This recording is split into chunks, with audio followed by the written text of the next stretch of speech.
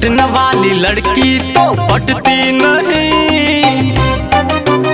हाँ, दिल्ली वाली लड़की दिल देती नहीं। पटना वाली लड़की तो पटती नहीं। इन हसीनों को सबक सिखाना पड़ेगा। फ्लाइट का टिकट कटाना पड़ेगा। लंदन की लड़की पटाना पड़ेगा। फ्लाइट का टिकट कटाना पड़ेगा। लंदन की लड़की पटाना पड़ेगा।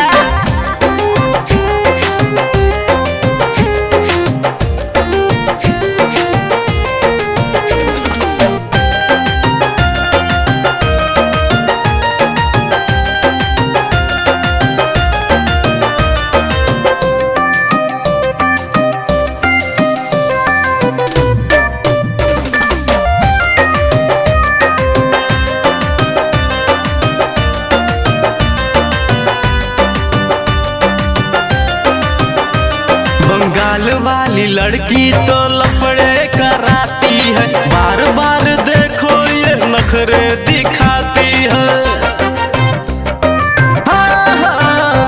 बंगाल वाली लड़की तो लफड़े कराती है। बार बार देखो ये तो नखरे दिखाती है। मुंबई वाली के दिल को जलाना पड़ेगा। फ्लाइट का टिकट कटाना पड़ेगा। लंदन की लड़की पटाना पड़ेगा। फ्लाइट का टिकट कटाना पड़ेगा। लंदन की लड़की पटाना पड़ेगा।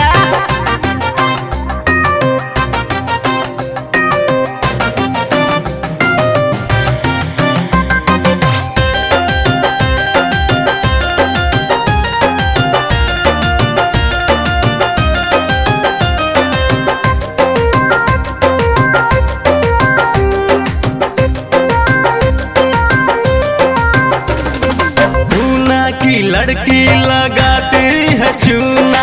झारखंड की लड़की दुख देती है दूना। पूना की लड़की लगाती है चूना। झारखंड की लड़की दुख देती है दूना। बाहर वाली से चक्कर चलाना पड़ेगा। विक्रम को टिकट कटाना पड़ेगा। लंदन की लड़की पटाना पड़ेगा। आदर्श को टिकट कटा